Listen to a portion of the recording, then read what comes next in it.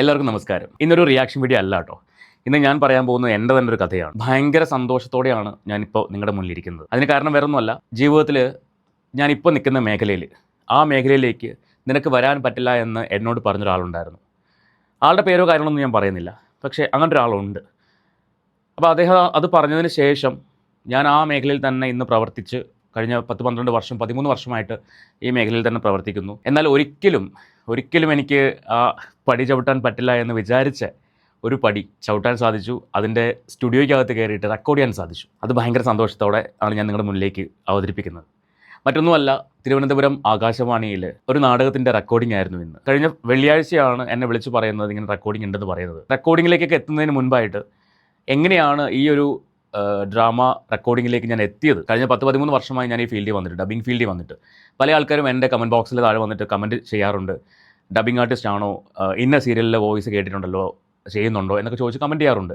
അതിന് മറ്റു പലരും റിപ്ലൈയും ചെയ്യാറുണ്ട്, ആണ് ഡബ്ബിംഗ് ആർട്ടിസ്റ്റ് ആണെന്നൊക്കെ പറഞ്ഞിട്ട്. നേരത്തെ പറഞ്ഞ പോലെ ഒരിക്കലും നീ ഒരു ഡബ്ബിംഗ് ആർട്ടിസ്റ്റ് ആവില്ല എന്ന് പറഞ്ഞെടുത്ത് നിന്ന് ഇന്ന് ആ ഒരു മേഖലയിൽ കൂടി ജീവിക്കാൻ കഴിയുന്നത് തന്നെ ഒരു വലിയ ഭാഗ്യമായിട്ട് ഞാൻ കാണുകയാണ്. അതോടൊപ്പം തന്നെ യൂട്യൂബ് എന്ന് പറയുന്നത് എൻ്റെ ഒരു സോഴ്സ് ഓഫ് ഇൻകത്തിലുപരി എൻ്റെ ഒരു എന്താ പറയുക പ്രതികരണം ഞാൻ അറിയിക്കാൻ വേണ്ടി ഉപയോഗിക്കുന്ന ഒരു പ്ലാറ്റ്ഫോമാണ്. അതിൽ കിട്ടുന്ന വരുമാനം എന്ന് പറയുന്നത് ഞാൻ പല കാര്യങ്ങൾക്ക് ഉപയോഗിക്കാറുണ്ട്. അതിപ്പോൾ ചാരിറ്റി ആയിക്കോട്ടെ, അതല്ല മറ്റു കാര്യങ്ങളായിക്കോട്ടെ, എല്ലാത്തിനും കൂടി വേണ്ടിയാണ് ഞാൻ ഉപയോഗിക്കുന്നത്. അതവിടെ നിൽക്കട്ടെ. അപ്പോൾ ഞാൻ ഈ പറയുന്ന ഡ്രാമ ചെയ്യാൻ കാരണമായത് 2-3 വർഷം മുൻപ് കൊച്ചിയിലായിരുന്ന സമയത്താണ് ഇതിൻ്റെ ഓഡിഷൻ കോൾ കണ്ടതും അതിലേക്ക് വെറുതെ അപ്ലൈ ചെയ്തതാണ്. എൻ്റെ ഒരു ഫ്രണ്ട് പറഞ്ഞതിൻ്റെ പേരിൽ വെറുതെ അപ്ലൈ ചെയ്തതാണ്. കിട്ടുന്ന യാതൊരു പ്രതീക്ഷയില്ല. കാരണം നാടകം അവതരിപ്പിക്കാമെന്ന് പറയുന്നത് ഞാൻ ഒരിക്കലും ചെയ്തിട്ടില്ലാത്തൊരു കാര്യം കൂടിയാണ്. നാടകം ഞാൻ അങ്ങനെ അവതരിപ്പിച്ചിട്ടില്ല. ഓഡിഷന് വേണ്ടി അപ്ലൈ ചെയ്തിട്ടും കൊച്ചി ഓഡിഷനൊക്കെ വിളിച്ചു. അപ്പോഴും ഏകദേശം 2 വർഷങ്ങൾക്ക് ശേഷമാണ് ട്രിവാൻഡ്രം ഓഡിഷന് വിളിച്ചത്.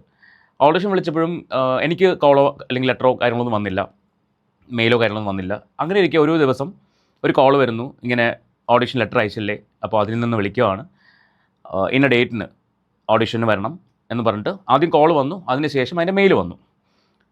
അപ്പോൾ ആ ഡേറ്റായി രാവിലെ ടെൻഷനുണ്ട്. കാരണം എന്തൊക്കെ തന്നെ എത്ര വർഷത്തെ എക്സ്പീരിയൻസ് ഉണ്ടെന്ന് പറഞ്ഞാലും ഈ ഓഡിഷൻ പരീക്ഷ എന്നൊക്കെ കേൾക്കുമ്പോൾ എനിക്ക് പൊതുവേ ഒരു ടെൻഷനുണ്ട്. മാത്രമല്ല ഒരു പ്രോജക്റ്റ് ആദ്യമേ ഡബ് ചെയ്യാൻ വേണ്ടി മൈക്കിന് മുന്നിൽ പോയി നിൽക്കുമ്പോൾ എനിക്കൊരു ടെൻഷൻ ഉണ്ടാവും. ഇത് ശരിയാകുമോ, അല്ലെങ്കിൽ എന്താ പറയുക, ഒരു കുഞ്ഞൊരു വിറയലുണ്ടാവും തുടക്കത്തിൽ. അതങ്ങ് ഫ്ലോയിലേക്ക് വന്നു കഴിഞ്ഞാൽ പിന്നെ കുഴപ്പമില്ലാണ്ട് പോകാൻ പറ്റും.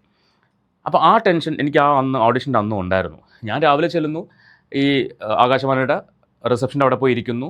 രജിസ്ട്രേഷന് വേണ്ടി അവർ വിളിക്കുന്നു, രജിസ്ട്രേഷൻ കഴിയുന്നു, വെയിറ്റ് ചെയ്യാൻ പറയുന്നു. അപ്പോൾ അന്നേരം കറക്റ്റ് 10 മണിയായപ്പോഴേക്കും 10 മണിയായപ്പോൾ ഒരു ചേച്ചി വന്നിട്ട് കയറിക്കൊള്ളൂ എന്ന് പറയുന്നു. നേരെ അവിടെ ചെന്നു, ഈ സ്റ്റുഡിയോ റൂമിൻ്റെ പുറത്ത് വെച്ച് ഞാൻ ഒരു സ്ക്രിപ്റ്റ് തരുന്നു. ആ സ്ക്രിപ്റ്റ് വായിച്ചു നോക്കാൻ പറഞ്ഞു. 3 മിനിറ്റ് സമയം തരാമെന്ന് പറഞ്ഞു. ഈ 3 മിനിറ്റ് സമയം കൊണ്ട് ഒരു പാസേജ് ഉണ്ട്, ഒരു ഡ്രാമയുണ്ട്, കുറച്ച് വേർഡ്സ് ഉണ്ട്. അപ്പോൾ ഇതൊക്കെ പഠിക്കാൻ പറ്റുമോ, അല്ലെങ്കിൽ ഇതൊക്കെ വായിച്ച് നോക്കാൻ കടുകട്ടി വാക്കുകളാണ്. അതായത് മലയാളത്തിലെ ഏറ്റവും കട്ടിയുള്ള വാക്കുകളാണ് അതിനകത്ത് ഉണ്ടായിരുന്നത്. ഒരു 2 മിനിറ്റ് കഴിഞ്ഞപ്പോഴേക്കും വായിച്ചു കഴിഞ്ഞോ എന്ന് ചോദിച്ചു. ഞാൻ പറഞ്ഞു കഴിഞ്ഞു. നെഞ്ച് പടപട ഇരിക്കുന്നതായിരുന്ന സമയത്ത് കഴിഞ്ഞെന്ന് പറഞ്ഞു.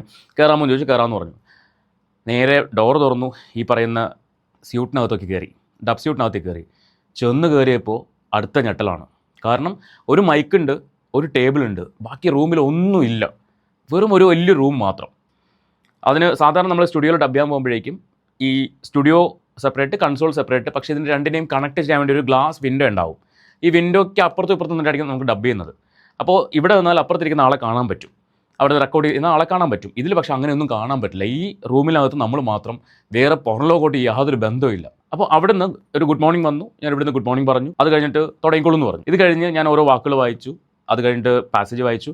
അത് കഴിഞ്ഞ് ഡ്രാമ ചെയ്തുകൊണ്ടിരുന്ന സമയത്ത്, കാരണം നമ്മൾ ജസ്റ്റ് ആദ്യമായിട്ട് വായിക്കുന്നില്ല, അപ്പോൾ ഒരു മോഡുലേഷൻ കാര്യങ്ങളൊക്കെ നമുക്ക് പെട്ടെന്ന് ക്യാച്ച് ചെയ്യണം. അപ്പോൾ അങ്ങനെ വന്നപ്പോഴേക്കും ചെറിയ മിസ്റ്റേക്ക് വന്നു. റീടേക്ക് പോയി, എവിടെ തെറ്റിയോ അവിടെ നിന്ന് റീടേക്ക് എടുത്ത് പോയി. അത് കഴിഞ്ഞ് അത് കംപ്ലീറ്റ് ചെയ്തപ്പോഴേക്കും കഴിഞ്ഞു പോയിക്കോളൂ എന്ന് പറഞ്ഞു. ഇത്ര മാത്രമാണ് കൺസോൾ നമ്മളുമായിട്ടുള്ള ബന്ധം. കൺസോൾ എന്ന് പറഞ്ഞാൽ ഈ റെക്കോർഡ് ചെയ്യുന്ന റൂം, അവിടവും നമ്മളുമായിട്ടുള്ള ബന്ധം എന്ന് പറഞ്ഞാൽ ഈ ഒരൊറ്റ 3 വാക്കുകളിൽ തീർന്ന്. ഒന്നും ഗുഡ് മോർണിംഗ്, ഒന്നും തുടങ്ങിക്കോളൂ, കഴിഞ്ഞു പോയിക്കോളൂ, കഴിഞ്ഞു, ഇത്രയേ ഉള്ളൂ.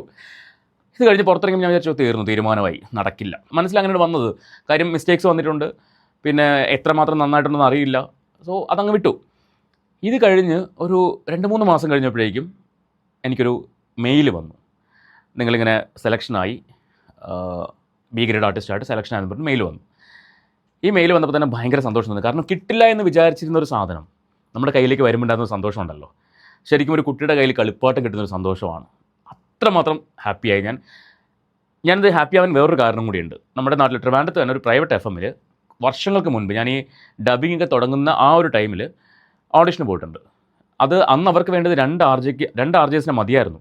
പക്ഷേ ഈ 2 RJസിന് വേണ്ടി അവർ 3 ജില്ലകളിലായിട്ട്, അതായത് കോഴിക്കോട്, ആലപ്പുഴ, ട്രിവാൻഡ്രം, ഈ 3 ജില്ലകളിലായിട്ട് ഓഡിഷൻ വെച്ചിട്ട് ഏകദേശം 900-ന് മേളിൽ പാർട്ടിസിപ്പൻസാണ് ഉണ്ടായിരുന്നത്. വേണ്ടത് 2 RJസിനെയാണ്, അതും ട്രിവാൻഡ്രം സ്റ്റേഷന് വേണ്ടി. അവിടെ ചീറ്റിപ്പോയി. ഫസ്റ്റ് റൗണ്ട് കഴിഞ്ഞു, സെക്കൻഡ് റൗണ്ടിൽ നമ്മൾ ഔട്ടാണ്. അപ്പോൾ അവിടെ ഭയങ്കര വിഷമത്തോടെ പുറത്തിറങ്ങിയത്. കാര്യം എനിക്ക് ആ FM ഭയങ്കര ഇഷ്ടമാണ്, ഞാൻ എന്നും കേൾക്കുന്നതാണ്. അവിടെ ഒരു ചാൻസ് കിട്ടിയാൽ നല്ലതായിരുന്നു എന്ന് പറഞ്ഞാണ് ചെല്ലുന്നത്. പക്ഷേ കിട്ടിയില്ല. അത് കഴിഞ്ഞ് പിന്നെ വർഷങ്ങൾ കഴിഞ്ഞു. പിന്നെ ഈ പറയുന്ന ഫേസ്ബുക്കിൽ കുറേ ഓൺലൈൻ FM അങ്ങനെ കുറേ പരിപാടികൾ ചെയ്തു. അവസാനം ആകാശവാണിയുടെ ഡ്രാമ ഓഡിഷൻ പാസ്സായെന്നുള്ള ലെറ്റർ വന്നപ്പോഴേക്കുണ്ടായ സന്തോഷം നേരത്തെ പറഞ്ഞ പോലെ പറഞ്ഞറിയിക്കാൻ പറ്റില്ല. ഓഡിഷൻ കഴിഞ്ഞു, പിന്നെയും മാസങ്ങൾ കഴിഞ്ഞു. ഏകദേശം ഒരു 4 മാസം എന്തോ കഴിഞ്ഞു. ഇപ്പോൾ പല നാടകങ്ങളുടെയും പോസ്റ്റേഴ്സ് നമ്മൾ കാണാറുണ്ട്. നാടകോത്സവം തുടങ്ങിയിട്ടുണ്ട്. അപ്പോൾ ആ സമയത്തും പല ആൾക്കാരും ഇങ്ങനെ നാടകം ചെയ്തതിൻ്റെ പോസ്റ്റേഴ്സ് പുറത്തുവിടുന്നുണ്ട്. പക്ഷേ അപ്പോഴും എൻ്റെ മനസ്സിൽ എന്താ എന്നെ വിളിക്കാത്തത്? ആലോചിക്കുക, ആകാശവാണിയിൽ ഒരുപാട് ആർട്ടിസ്റ്റുകളുണ്ട്. വർഷങ്ങളായിട്ട് ലാലേട്ടൻ മുതൽ ജഗദീഷ് ഏട്ടൻ മുതൽ അങ്ങനെ കുറേ അധികം ആൾക്കാരുണ്ട്. ഭാഗ്യ ആൻറ്റി, ദേവി ചേച്ചി, അങ്ങനെ ഒരുപാട് ആൾക്കാർ, ശോഭിച്ചേട്ടൻ, ഒരുപാട് ആൾക്കാർ ആകാശവാണി നാടകം ചെയ്യുന്നുണ്ട്. ഡ്രാമ ആർട്ടിസ്റ്റുകളാണ് ഇവരെല്ലാവരും. അതിൽ ശോഭിച്ചേട്ടനും ജഗദീഷ് ചേട്ടനും ഭാഗ്യ ആൻറ്റിയൊക്കെ ഹൈ ലെവലിൽ നിൽക്കുന്ന ആൾക്കാരാണ്. ദേവി ചേച്ചിയൊക്കെ. ലാലേട്ടൻ്റെയൊക്കെ ഒരു നാടകം വന്നു കഴിഞ്ഞു ഓൾറെഡി. ആ ഒരു ആകാശവാണി നിലയത്തിലേക്കാണ് നമ്മളും സെലക്ട് ചെയ്തത്. പക്ഷേ ഇങ്ങനെ കോൾ വരാതെപ്പോൾ എനിക്കൊരു വിഷമം തോന്നി. ഇനി എന്ത് വിളിക്കാത്തേ? അപ്പോൾ ഞാനൊരു ഫ്രണ്ടിനോട് കഴിഞ്ഞ ദിവസം പറഞ്ഞു, എല്ലാവരും നാടകം ചെയ്യുന്നു, ഈ പോസ്റ്റേഴ്സ് കാണുന്നത്, എന്താ എന്നെ വിളിക്കാത്തേ? അപ്പോൾ എന്നോട് പറഞ്ഞു, ആളുടെ പേര് റെജിൻ എന്നാണ്, ആൾ തൃശ്ശൂരുകാരനാണ്. അപ്പോൾ റെജിൻ പറഞ്ഞു, ബ്രോ വിളിക്കും, കുഴപ്പമില്ല, അവർ ഒരുപാട് പേരുണ്ടല്ലോ, അപ്പോൾ നിങ്ങൾക്ക് പറ്റിയ ക്യാരക്ടർ വരുമ്പോഴേക്കും ഉറപ്പായിട്ട് വിളിക്കുമെന്ന് പറഞ്ഞു. എനിക്കറിയില്ല, കഴിഞ്ഞ വെള്ളിയാഴ്ച അവിടുന്ന് അന്ന് എന്നെ ഈ ഓഡിഷൻ റൂമിലേക്ക് കയറ്റിയ അതേ ചേച്ചി തന്നെ വിളിച്ചിട്ടുണ്ടായിരുന്നു. വിളിച്ചിട്ട് അനീഷ് അല്ലേന്ന് ചോദിച്ചു. ഞാൻ പറഞ്ഞു ആദ്യം പറഞ്ഞു. ആകാശവാണിയിലെ ഡ്രാമ ഓഡിഷന് പങ്കെടുത്തിട്ടില്ലായിരുന്നു ചോദിച്ചു. ഉണ്ടായിരുന്നു, പാസ്സായി. അങ്ങനെയാണെങ്കിൽ റെക്കോർഡിങ് നമുക്ക് മൺഡേ അല്ലെങ്കിൽ ട്യൂസ്ഡേ ചെയ്യാമെന്ന് പറഞ്ഞു. ഞാൻ പറഞ്ഞു ഓക്കെ എന്ന് പറഞ്ഞു. അപ്പോഴും വീണ്ടും അടുത്ത സന്തോഷം, ഭയങ്കര ഹാപ്പിയായി. എല്ലാവരോടും പറഞ്ഞു. എനിക്ക് തന്നെ കോൾ വന്നു. അപ്പോൾ തിങ്കളാഴ്ചയാണോ ചൊവ്വാഴ്ചയാണോ എന്ന് അറിയില്ല എന്നൊക്കെ പറഞ്ഞു. അങ്ങനെ ഒരു സ്ക്രിപ്റ്റ് അയച്ചു തന്നു. സ്ക്രിപ്റ്റൊക്കെ വായിച്ചു വെച്ചു. അന്ന് വൈകുന്നേരം തന്നെ തിങ്കളാഴ്ച മോർണിംഗ് 10 മണിക്കാണ് റെക്കോർഡിംഗ് ടൈം എന്നൊക്കെ പറഞ്ഞു. ടെൻഷൻ തുടങ്ങി. അറിയാമല്ലോ, ഞാൻ നേരത്തെ പറഞ്ഞല്ലോ, ഓഡിഷൻ അതല്ലെങ്കിൽ ഒരു പരിപാടി ആദ്യമായിട്ട് ചെയ്യാൻ മൈക്കിന് മുന്നിൽ നിൽക്കുമ്പോൾ ഉണ്ടായിരുന്ന ആ ടെൻഷൻ അതെനിക്ക് വീണ്ടും വന്നു. എന്തായിരിക്കും അവിടെ നടക്കുന്നത്? ആകാശവാണി എന്ന് പറയുമ്പോൾ ഞാൻ കേട്ടിട്ടുള്ളത് ഭയങ്കര സ്ട്രിക്റ്റ് ആണ്, അക്ഷരസ്ഫുടത അതൊക്കെ ഭയങ്കരമായിട്ട് നോക്കും. അപ്പോൾ എവിടെയെങ്കിലുമൊക്കെ മിസ്റ്റേക്ക് വന്നു കഴിഞ്ഞാൽ നമ്മൾ നാണക്കേടുണ്ടാവില്ലേ? ഇത്രയും വർഷത്തെ ഒരു എക്സ്പീരിയൻസ് ഉണ്ടെന്ന് പറയുകയും ചെയ്യുന്നു. എന്തെങ്കിലും മിസ്റ്റേക്ക് വന്നാൽ കുറേയധികം ആൾക്കാരുണ്ടാവും റെക്കോർഡ് ചെയ്യാൻ. അപ്പോൾ അവരുടെ മുമ്പിൽ ഇച്ചിരി മോശമല്ലേ എന്നൊക്കെ ഓർത്ത് അങ്ങനെ ടെൻഷൻ അടിച്ചിരിക്കുമായിരുന്നു. ഇപ്പോൾ രാവിലെ എൻ്റെ ഒരു ഫ്രണ്ട് ഉണ്ട്. അപ്പോൾ ആൾ ഓൾറെഡി ആകാശവാണി വർക്ക് ചെയ്യുന്ന ഒരാളാണ്, അർച്ചന എന്ന് പറഞ്ഞിട്ട്. അപ്പോൾ അർച്ചനെ ഞാൻ വിളിച്ചു, എങ്ങനെ ഉണ്ടാവും അവിടുത്തെ എക്സ്പീരിയൻസ്? ആൾ നാടകം ചെയ്തിട്ടുണ്ട്. അപ്പോൾ അർച്ചന പറഞ്ഞു കുഴപ്പമില്ലടാ, നമുക്ക് നമ്മുടെ ഒരു ശൈലിയിൽ ചെയ്താൽ മതി, അങ്ങനെ അവരങ്ങനെ ഇന്ന പോലെ ചെയ്യണം, അങ്ങനെ ഒരു കടുംപിടുത്തൊന്നും കാണിക്കില്ല, നമ്മൾ നമ്മുടേതായിട്ട് ശൈലിയിൽ നല്ല രീതിയിൽ പെർഫോം ചെയ്താൽ മതി എന്ന് പറഞ്ഞു. ഓക്കെ, ബാക്കി പിന്നെ എനിക്ക് അറിയുന്ന 1-2 പേരെയൊക്കെ വിളിച്ച് പ്രാർത്ഥിക്കണേ, അനുഗ്രഹിക്കണേ എന്നൊക്കെ പറഞ്ഞിട്ട് നേരെ 10 മണിയായപ്പോൾ അവിടെ എത്തി. 9:45 അവിടെ എത്തി. 9:45 അവിടെ ചെന്നു. അവിടെ ഒരു ചെറിയ രജിസ്ട്രേഷൻ ഉണ്ടായിരുന്നു. അത് കഴിഞ്ഞിട്ട് നേരെ സ്റ്റുഡിയോ റൂമിലേക്ക് കയറി. ചെന്നപ്പോൾ തന്നെ എല്ലാവരും, ആരും പരിചയമില്ല, ഒരാളെ പോലും പരിചയമില്ല. അതിനകത്ത് ആകാശവാണി വർക്ക് ചെയ്യുന്ന ഒരു ഡബ്ബിംഗ് ആർട്ടിസ്റ്റ് ഉണ്ടായിരുന്നു. അപ്പോൾ അവരെ ഞാൻ കാണുന്നത് പിന്നെയാണ്. നേരെ അവിടെ ചെന്നു. ഒരു റൗണ്ട് ടേബിൾ ഉണ്ടായിരുന്നു. റൗണ്ട് ടേബിളിൽ ചുറ്റും മൈക്ക് വെച്ചിട്ടുണ്ട്. അവിടെ ഇരിക്കാൻ വേണ്ടി പറഞ്ഞു. ചെയർ ഇട്ടു. അവിടെ ഇരുന്നു. റിഹേഴ്സൽ ഉണ്ടായിരുന്നു. അതായത് നമ്മൾ അതാത് ക്യാരക്ടേഴ്സ് ഒന്ന് വായിച്ച് നോക്കാൻ. കാരണം നമ്മൾ ആരും പരിചയമുള്ള ആൾക്കാരല്ല. അപ്പോൾ ഈ ക്യാരക്ടർ എങ്ങനെ പെർഫോം ചെയ്യും, എന്തെങ്കിലും ക്യാരക്ടേഴ്സ് അങ്ങോട്ടും ഇങ്ങോട്ടും സ്വിച്ച് ചെയ്യണമെങ്കിൽ അത് സ്വിച്ച് ചെയ്യണം. അതിനുവേണ്ടി ഒന്ന് റിഹേഴ്സൽ ചെയ്യാമെന്ന് പറഞ്ഞു. അങ്ങനെ ഓരോരുത്തരുടെ അവരവരുടെ ക്യാരക്ടേഴ്സ് ഇങ്ങനെ വായിച്ച് ഇങ്ങനെ പോയി. 1-2 പേരുടെ ക്യാരക്ടേഴ്സ് ഇങ്ങനെ സ്വിച്ച് ചെയ്തു. അത് കഴിഞ്ഞ് റെക്കോർഡിങ്. ശരിക്കും വേറൊരു എക്സ്പീരിയൻസ് ആയിരുന്നു, പറഞ്ഞറിയിക്കാൻ പറ്റില്ല. ആ സമയത്ത് സകല ദൈവങ്ങളെയും മനസ്സിൽ വിളിച്ചുകൊണ്ട് ഞാൻ സ്റ്റാർട്ട് ചെയ്തു. ഭാഗ്യമാണോ എന്താണെന്ന് എനിക്കറിയില്ല, നല്ല രീതിയിൽ ചെയ്യാൻ പറ്റി. അത് വേറൊരു എക്സ്പീരിയൻസ് ആണ്. ആകാശവാണിയുടെ സ്റ്റുഡിയോയിൽ പോകാൻ പറ്റുക, അല്ലെങ്കിൽ ഇപ്പോൾ ഇത്രയും വലിയ ആർട്ടിസ്റ്റുകൾ ഡബ് ചെയ്ത റൂമിൽ ആ സ്യൂട്ടിൽ നമുക്ക് ഡബ് ചെയ്യാൻ പറ്റുക, അത് വേറൊരു എക്സ്പീരിയൻസ് തന്നെയാണ്. ഞാനൊരു കാര്യം ചെയ്യാം, ഞാൻ വിഷ്വൽ കാണിക്കാം. ഞാൻ ഓഡിയോ വെക്കില്ല, കാരണം അത് ഈ പുറത്ത് വിടാത്ത ഒരു ഡ്രാമ ആയതുകൊണ്ട്. അടുത്ത ശനിയാഴ്ചയാണ് അത് എയർ ചെയ്യുന്നതെന്നാണ് പറഞ്ഞത്. അപ്പോൾ ഞാൻ ആ വീഡിയോ വോയിസ് ഇല്ലാണ്ട് തന്നെ ആ വീഡിയോ ജസ്റ്റ് നിങ്ങൾക്കൊന്ന് കാണിച്ചു തരാം. എപ്പോഴാണ് ആ നാടകം വരുന്നതെന്നുള്ളത് ഞാൻ നമ്മുടെ കമ്മ്യൂണിറ്റി പോസ്റ്റിൽ അപ്ഡേറ്റ് ചെയ്യാം. ആകാശവാണിയുടെയാണ്, തിരുവനന്തപുരം നിലയത്തിൻ്റെയാണ്. അപ്പോൾ നമുക്ക് ആ വീഡിയോ ഒന്ന് കാണാം.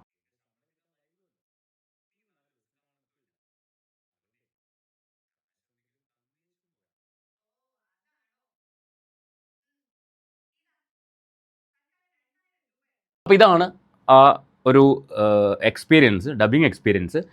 എന്തായാലും എന്താ പറയുക, നീ ഒരു ഡബ്ബിംഗ് ആർട്ടിസ്റ്റ് ആവില്ല, നിനക്ക് ഡബ്ബിംഗ് ആർട്ടിസ്റ്റ് ആവാൻ പറ്റില്ല, നിൻ്റെ ശബ്ദം ഈ ചിരട്ടയിലിട്ട് ഉരയ്ക്കുന്ന അല്ലെങ്കിൽ പാറക്കല്ലിട്ട് ഉരയ്ക്കുന്ന ശബ്ദമാണ് എന്നൊക്കെ പറഞ്ഞ ഒരു അങ്ങനെ കേട്ട് വന്ന ഒരു സ്ഥാനത്ത് നിന്ന് ഇന്ന് ഈ ഒരു ഫീൽഡിൽ അത് ചെയ്തുകൊണ്ട് ആ ഒരു മേഖലയിൽ പ്രവർത്തിച്ചുകൊണ്ട് തന്നെ ഒരു വരുമാന മാർഗം അല്ലെങ്കിൽ ജീവിക്കുന്നുണ്ടെങ്കിൽ അത് ആരുടെയൊക്കെയോ പ്രാർത്ഥന, ആരുടെയൊക്കെയോ എന്താ പറയുക അനുഗ്രഹം കൊണ്ട് മാത്രം സാധിക്കുന്നതാണ്. അപ്പോൾ ഞാൻ എൻ്റെ ഒരു ചെറിയ എക്സ്പീരിയൻസ് ഇന്നത്തെ വീഡിയോയിൽ ഷെയർ ചെയ്തതേ ഉള്ളൂ. സോ നിങ്ങൾക്കും എവിടെയെങ്കിലുമൊക്കെ വെച്ച് ലൈഫ് സ്റ്റക്കായി പോവുകയാണെങ്കിൽ അവിടെ വീണ് പോവാതെ മുന്നോട്ടുള്ള യാത്രയ്ക്ക് ആരെങ്കിലുമൊക്കെ കൈപിടിച്ച് കയറാനുണ്ടാവും. ഞാൻ ഡബ്ബിങ്ങിലേക്ക് വരാൻ കാരണം ഒരുപാട് കാരണങ്ങളുണ്ട്. എന്നെ പിടിച്ചു നിർത്തിയ ഒരുപാട് ആൾക്കാരുണ്ട്. ഒരു സമയത്ത് ഒന്നുമില്ലാതെ ഡബ്ബിംഗ് വർക്കുകളൊന്നുമില്ലാതെ സ്റ്റക്കായി പോയ സമയങ്ങളുണ്ട്. ആ സമയത്ത് ഹെൽപ്പ് ചെയ്ത ആൾക്കാരുണ്ട്. സോ അവരെല്ലാവരെയും ഞാൻ ഇന്ന് എൻ്റെ മനസ്സിലേക്ക് കൊണ്ടുവന്നുള്ളതാണ്. സ്റ്റുഡിയോയിൽ നിന്ന സമയത്ത് എന്നെ ആരൊക്കെ ഹെൽപ്പ് ചെയ്തിട്ടുണ്ട് അവരെല്ലാം എൻ്റെ മനസ്സിലേക്ക് ഇങ്ങനെ ഓടി ഓടി പോയി എന്നുള്ളതാണ്. ഇപ്പോഴും ഒരുപാട് പേര് ഹെൽപ്പ് ചെയ്യുന്നുണ്ട്. കാര്യം നമുക്ക് ഈ ഒരു ഫീൽഡിൽ ആരുടെയും സപ്പോർട്ട് ഇല്ലാതെ നിൽക്കാൻ പറ്റില്ല. ഒന്ന് post production directors, studio sound engineers, work എടുക്കുന്ന ആൾക്കാർ, വർക്കിൻ്റെ വെൻഡേഴ്സ്, അങ്ങനെ ഒരുപാട് പേരുടെ സപ്പോർട്ടോടുകൂടിയാണ് ഓരോ ഡബ്ബിംഗ് ആർട്ടിസ്റ്റിലും മുന്നോട്ട് പോകുന്നത്. എനിക്ക് പറയാനുള്ള കാര്യം, ലൈഫിൽ എവിടെയെങ്കിലും ഒരു പോയിന്റിൽ നമ്മൾ സ്റ്റക്കായി പോയി തോന്നുകയാണെങ്കിൽ അവിടെ വീണ് പോകരുത്. അവിടെ വീണ് പോകാതെ എഴുന്നേറ്റ് എന്ത് ചെയ്യുക, നമ്മൾ എന്താണോ ചെയ്തുകൊണ്ടിരിക്കുന്നത് അത് ചെയ്തുകൊണ്ടേ ഇരിക്കുക. ആ മൊമെൻ്റ് അങ്ങ് മാറും. ആ മൊമെൻ്റ് മാറുമ്പോൾ കിട്ടുന്നത് ഒരു വലിയ സന്തോഷമായിരിക്കും. സോ ഇതൊക്കെ ഒന്ന് പറയണമെന്ന് തോന്നി. ഇന്ന് വേറെ പ്രത്യേകിച്ച് ഞാൻ വീഡിയോ ഒന്നും ചെയ്തിട്ടില്ല. അപ്പോൾ ഈ ഒരു കാര്യം നിങ്ങളോട് ഷെയർ ചെയ്യണമെന്ന് വിചാരിച്ചാണ് ഇങ്ങനൊരു വീഡിയോ ചെയ്തത്. നിങ്ങളുടെ അഭിപ്രായം തീർച്ചയായിട്ടും കമൻറ്റ് ചെയ്യുക. നമുക്ക് മറ്റൊരു വീഡിയോ ആയിട്ട് വീണ്ടും കാണാം.